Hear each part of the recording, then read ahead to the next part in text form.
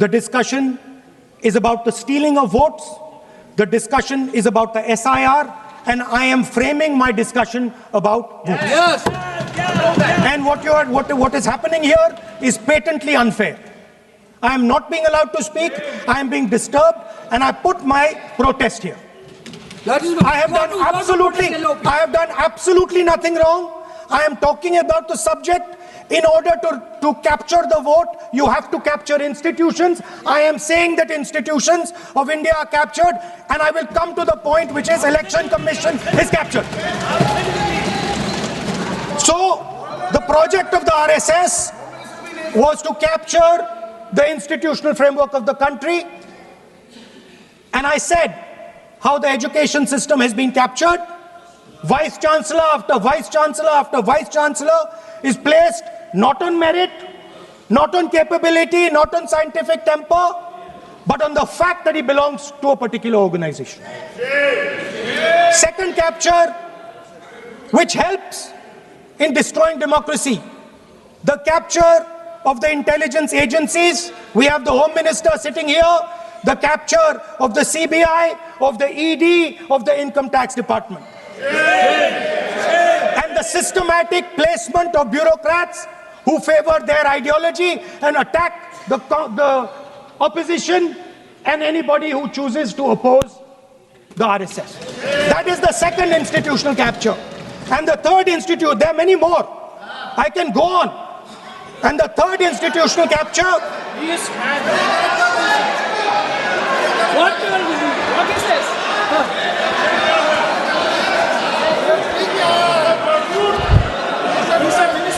मानिए प्लीज मानिए. Yes, become sonite.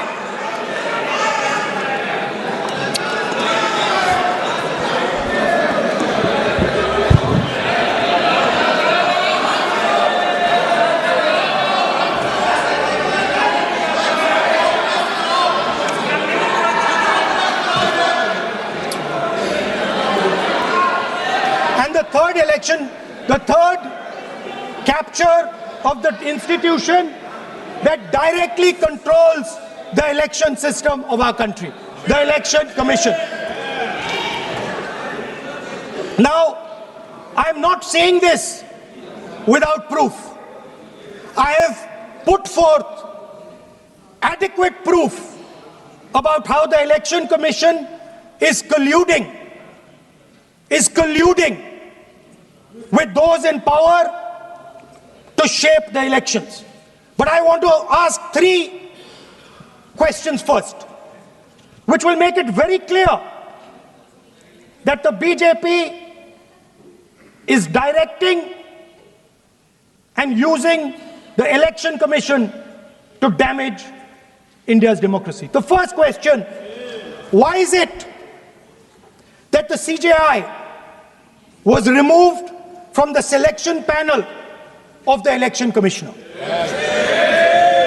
What motivation could there be to remove the CJI? Do we not believe in the CJI? Of course we believe in the CJI. Why is he not in that room? I sit in that room. It is so-called a democratic decision. On one side, Prime Minister Narendra Modi and Mr. Amit Shah. On the other side, the leader of the opposition. I have no voice in that room.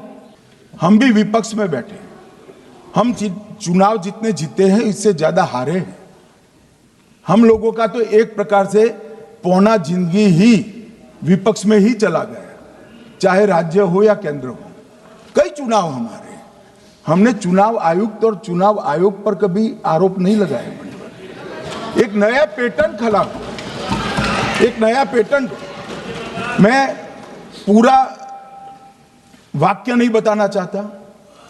Shrimati Mamata Banerjee ने चुनाव आयोग पर आरोप लगाए, Stalin जी ने लगाए, BD Satheesan जी ने लगाए, श्री राहुल गांधी ने लगाए, मल्लिकार्जुन खड़गे जी ने लगाए, तेजस्वी यादव जी ने लगाए, अखिलेश यादव जी ने लगाए, वी शिवन कुट्टी ने लगाए, हेमंत सोरेन जी ने लगाए, भगवंत मान जी ने लगाए. अब पहले तो ऐसी परंपरा सिर्फ कांग्रेस पार्टी में थी, मगर संपर्क का दोष कहता होता है साहब. ये सारे इंडिया अलायंस वाले चुनाव आयोग के खिलाफ आज मान्यवर चुनाव आयोग एक तटस्थता से चुनाव कराने वाला संस्थान बनाया गया और इसकी मान्यता कोई पॉलिटिकल पार्टी ने नहीं दी, भाग और अनुच्छेदों के तहत हमारे संविधान ने दी है और ये संवैधानिक प्रक्रिया है। इस संवैधानिक प्रक्रिया पर सवाल खड़े कर कर अनर्गल आरोप कर कर आप पूरे चुनाव आयोग की एक प्रकार से पूरे दुनिया में इसकी छवि को धूमिल करने का काम कर रहे हैं। आपको लगता है कि आप सरकार की छवि धूमिल करें? ना जी, आप पूरी दुनिया में भारत के लोकतंत्र की छवि को धूमिल करें। मान्यवर सरकार का तो इतना ही सवाल है, मान्यवर सरकार का तो इतना ही सवाल है कि भारत के मतदाता क्या सोचेंगे, मगर मतदाता का सोचने का सवाल नहीं है। मतदाता को तो मालूम है कि हमने तो वोट दिया है इसलिए चुनकर आए हैं, तो उसके मन में कोई डाउट नहीं है। ये वोट चोरी करते रहे, घुसपैठिया बचाओ यात्रा निकाली और बिहार में 2/3 बहुमत से हम जीत गए। मान्यवर ये जो नई परंपरा शुरू हुई कि देश के अंदर चुनाव न जीते तो चुनाव आयोग को बदनाम करो, चुनाव प्रक्रिया को बदनाम करो, मतदाता सूची को बदनाम करो, ये हमारे लोकतंत्र का भला नहीं करेगी। यही आयुक्त के तहत, यही सरकार के होते हुए आप कई चुनाव जीते, हम कुछ नहीं बोले, हम पार्टी में बैठकर इसकी मीमांसा की, मगर ये लोग चुनाव आयोग पर प्लीज नो, आप बैठिए, आप ठीक है बैठिए। माननीय सदस्य प्लीज प्लीज। मान्यवर मैं थोड़ी स्पष्टता के लिए आंकड़ा देना चाहता हूं। मई 14 में श्रीमान नरेंद्र मोदी इस देश के प्रधानमंत्री बने, तब से उनको आपत्ति है।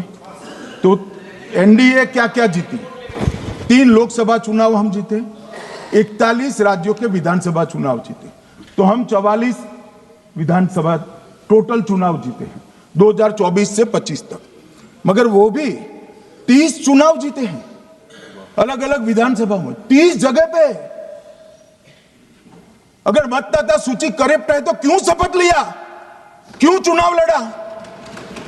आप बताइए देश की जनता को। आप लोग यहाँ कैसे पहुंचे? श्री राहुल गांधी जहां से चुनकर आए थे, वो वायनाड की मतदाता सूची में भी मेरी पार्टी ने प्रेस कॉन्फ्रेंस कर इसी प्रकार की डिस्क्रिपेंसी को बताया है।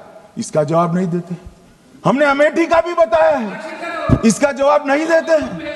मान्यवर एक चुनाव की मतदाता सूची में जो थोड़ी बहुत गलतियां हैं, उसको वो लोग मुद्दा बनाते हैं चुनाव हारने का।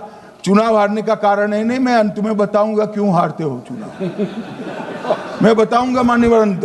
परंतु फिर भी चलो मान ले कि मतदाता सूची ठीक नहीं है, तो गहन पुनर्निरीक्षण का मतलब ही ये है कि मतदाता सूची को सुधारने की प्रक्रिया। अब इसमें आपके बीएलए सहयोग नहीं करते हैं, आप उसका बहिष्कार का ऐलान करते हो, आपकी राज्य सरकारें जहां है वो मदद कम करती हैं, तो कैसे मतदाता सूची का शुद्धिकरण होगा? जो आपकी डिमांड है वो ही चुनाव आयोग कर रहा है। आपकी डिमांड है कि मतदाता सूची ठीक हो, वो चुनाव आयोग कर रहा है, मगर हुआ क्या है मान्यवर मालूम है? इनको अब अगर प्रेस में कोई पत्रकार उनको पसंद ना आए ऐसा सवाल पूछते हैं तो तुम बीजेपी के एजेंट हो ऐसा कहते हैं। मान्यवर सवाल जो भी हो उसको लेना चाहिए। मान्यवर पत्रकार कभी बीजेपी का एजेंट नहीं होता है, मगर आप अगर ऐसा मानते हो कि लोकतंत्र में आपको पसंद आए ऐसे ही सवाल पत्रकार पूछे तो ये नहीं हो सकता। इमरजेंसी नहीं है भाई, इमरजेंसी नहीं है।